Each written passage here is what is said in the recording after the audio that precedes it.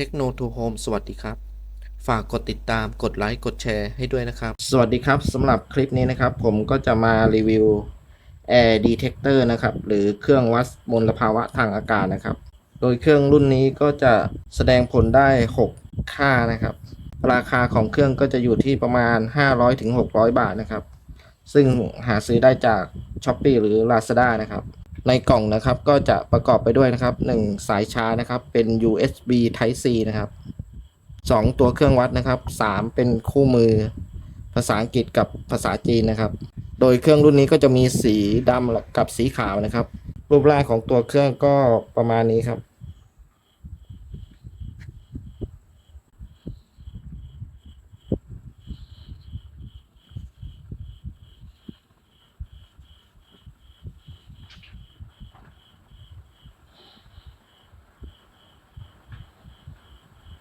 สำหรับเครื่องรุ่นนี้นะครับจะออกมาหลายรุ่นนะครับจะมีหน้าตาเหมือนกันเลยนะครับทั้งสีขาวและสีดำในการซื้อเราก็ต้องดูว่าเราต้องการให้มันวัดค่าอะไรได้บ้างนะครับเราก็ดูว่ามีค่าที่เราต้องการครบไหมในแต่ละรุ่นนะครับเช่นในคู่มือมันก็จะบอกว่ามีรุ่น3ใน1 5ใน1 6ใน1แล้วก็จะบอกว่าแต่ละรุ่นเนี่ยโชว์ค่าอะไรให้บ้างนะครับเวลาซื้อเราก็ต้องพิจารณาครับว่ามีค่าที่เราต้องการไหมแล้วเราถึงค่อยเลือกรุ่นนั้นครับสำหรับเครื่องรุ่นที่ผมซื้อมานี้นะครับจะเป็นรุ่น VT6-in 1นะครับมันจะแสดงค่าของ HCHO PM 2.5 TVOC CO2 แล้วก็แสดงอุณหภูมิกับความชื้นให้ด้วยนะครับรวมทั้งหมด6ค่าแต่ละค่าก็จะแสดงขอบเขตของการแสดงผลตามสติกเกอร์ที่ติดไว้ด้านหลังเครื่องนี้นะครับ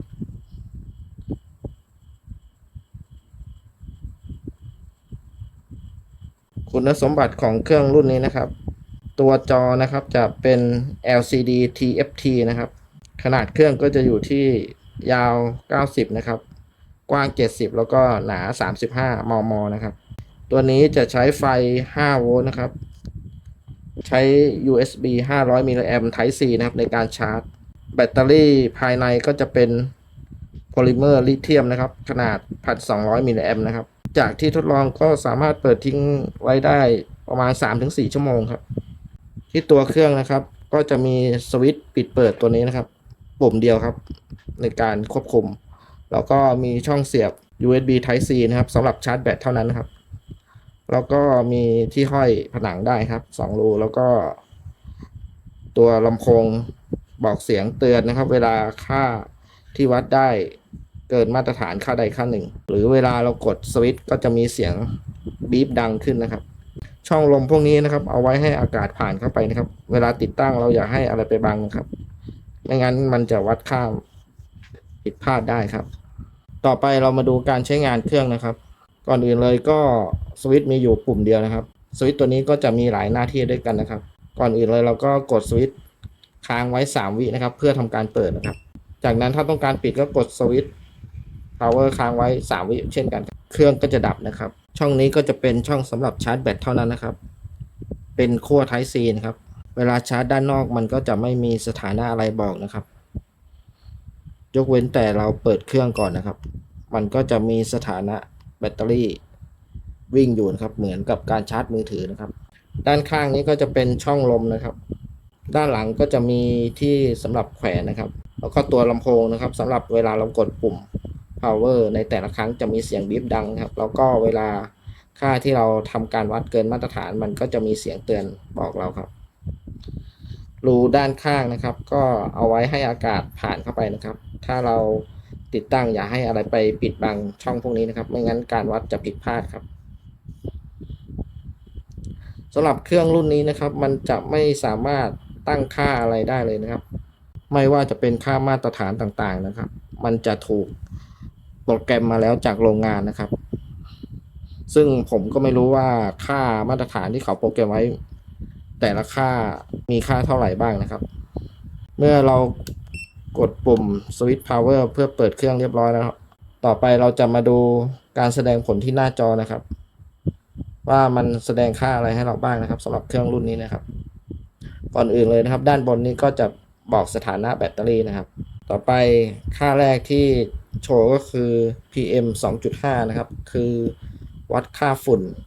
หน่วยเป็นไมโครกรัมต่อลูกบาศก์เมตรนะครับค่าที่ 2 ก็คือค่า HCHO นะครับเป็นการแสดงค่าของก๊าซจากสารฟอร์มาลดีไฮด์นะครับที่มีอยู่ในอากาศ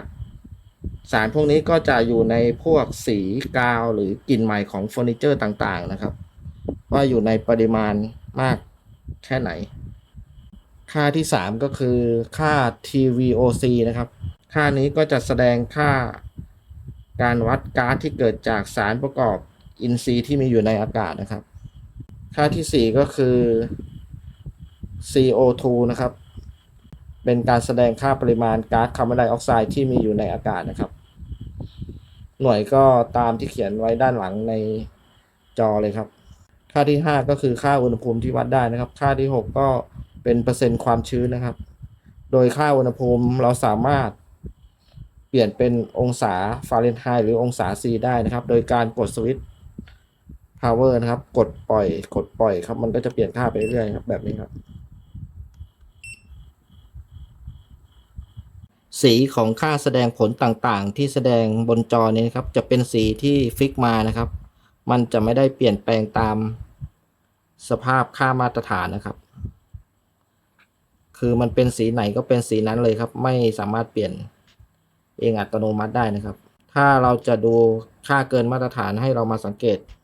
ลูกศรสีขาวนี้เอานะครับถ้ามีค่าใดเกินมาตรฐานลูกศรมันก็จะเลื่อนไปเรื่อยๆนะครับและมีเสียงเตือนโดยสีแดงนี้จะเป็นค่าที่เลวร้ายสุดนะครับโดยเจ้าเครื่องนี้นะครับเราสามารถคาลิเบรตได้นะครับในกรณีที่ว่าค่าที่แสดงผลออกมามีค่าผิดปกติหรือสูงจนเกินไปนะครับด้วยการกดปุ่ม Switch Power นะครับในการคาลิเบรตค่า HCHO TVOC และ CO2 นะครับให้เรากดปล่อยปุ่ม Power แบบไวๆนะครับ3 ครั้งนะครับเวลากดนะครับถ้าค่าของหน่วยอุณหภูมินะครับจะต้องไม่เปลี่ยนนะครับถ้าเปลี่ยนแสดงว่าจังหวะการกดของเราผิดนะครับเวลากดคาลิเบรตให้กดในลักษณะนี้ครับจะได้ยินเสียงบีบ1 ครั้งแสดงว่าคาลิเบรตโอเคครับค่าหน่วยยังคงเหมือนเดิมครับต่อไปนะครับคาลิเบรตค่า PM 2.5 นะครับก็ทำได้โดยกดปล่อยปุ่ม power แบบไวๆ6 ครั้งนะครับและค่าหน่วยของอุณหภูมิจะต้องไม่เปลี่ยนด้วยนะครับโดยกดในลักษณะนี้ครับเสียงมันก็จะดังบิ๊บๆนะครับเมื่อสำเร็จแล้วการใช้งานของเครื่องก็มีแค่นี้ครับเดี๋ยวต่อไปผมจะทำการทดลองนะครับว่ามันสามารถวัดได้จริงไหมและมีความแม่นยำหรือเปล่าโดยในการทดสอบนะครับผมก็จะเอาฝากล่องมาครอบตัวเครื่องไว้ในลักษณะนี้นะครับจากนั้นเดี๋ยวผมจะปล่อยควันเข้าไปนะครับก่อนอื่นเรามาดูค่าก่อนปล่อยควันก่อนนะครับว่ามันอ่านได้ค่าเท่าไหร่บ้างนะครับสังเกตนะครับค่า PM ขนาดอยู่ในกล่องแล้วครับมันยังมีค่ามากอยู่นะครับมันไม่ยอมตกเป็นศูนย์เหมือนค่าอื่นๆนะครับเดี๋ยวผมจะปล่อยควันเข้าไปนะครับโดยจะใช้ตะกั่วตอนนี้ด้านในกล่องก็จะมีควันอยู่นะครับเดี๋ยวเรามาดูค่าการเปลี่ยนแปลง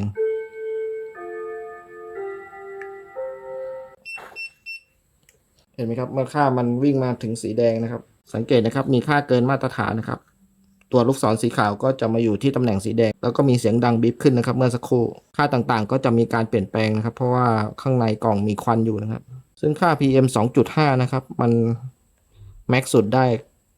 999 ไมโครกรัมนะครับจากนั้นผมจะเอาฝากล่องออกนะครับต้องใช้เวลาสักพักครับค่ามันถึงจะลงมาในระดับปกตินะครับตอนนี้ผมเป่าพัดลมไล่ควันไปหมดแล้วนะครับค่า PM 2.5 นี้ไม่ยอมลงครับหรือลงช้ามากครับส่วนค่าอื่นๆก็ถือว่าโอเคครับมันก็ลงเรื่อยๆดังนั้นนะครับสำหรับรุ่นนี้นะครับถ้าใครจะซื้อมาใช้วัดค่า PM 2.5 นี้นะครับผมไม่แนะนำนะครับมันไม่ค่อยเวิร์คครับขนาดตอนปิดกล่องนะครับค่ามันก็ไม่ยอมตกลงมาใกล้เคียงศูนย์นะครับผมว่ามันผิดพลาดเยอะครับเครื่องที่ผมซื้อมานี้ค่ามันชอบค้างอยู่ที่20นะครับมันไม่เคยตกต่ำกว่า20เลยนะครับผมก็เลยไม่แนะนำว่าให้ซื้อมาใช้นะครับถ้าใครต้องการซื้อมาวัดค่า PM 2.5 นะครับส่วนค่าอื่นๆมันขึ้นลงถือว่าโอเคครับแต่ว่าจะถูกต้องไหมอันนี้ผมไม่แน่ใจนะครับเพราะไม่มีเครื่องเปรียบเทียบส่วนค่า PM 2.5 นี่มันแสดงชัดเจนมากครับ ว่าเออร์เลอร์เยอะสังเกตนะครับถ้าค่าเกินมาตรฐานนะครับลูกศรสีขาวมันจะมาอยู่ในระดับสีแดงครับคือเป็นอันตรายนะครับเมื่อค่าทั้งหมดนี้ลดลงมาเรื่อยๆนะครับระดับความอันตรายมันก็จะลดลงเรื่อยๆนะครับตามลูกศรครับตอนนี้ลูกศรเป็นสีเหลืองแล้วครับเมื่อค่าทั้งหมดอยู่ในเกณฑ์มาตรฐานลูกศรก็จะเลื่อนมาอยู่ในตำแหน่งสีเขียวนะครับเลื่อนลงมาแล้วครับแสดงว่าค่าทั้งหมดอยู่ในเกณฑ์มาตรฐานแล้วครับก็ประมาณนี้ครับสำหรับคลิปนี้ผมก็ขอจบเพียงเท่านี้นะครับ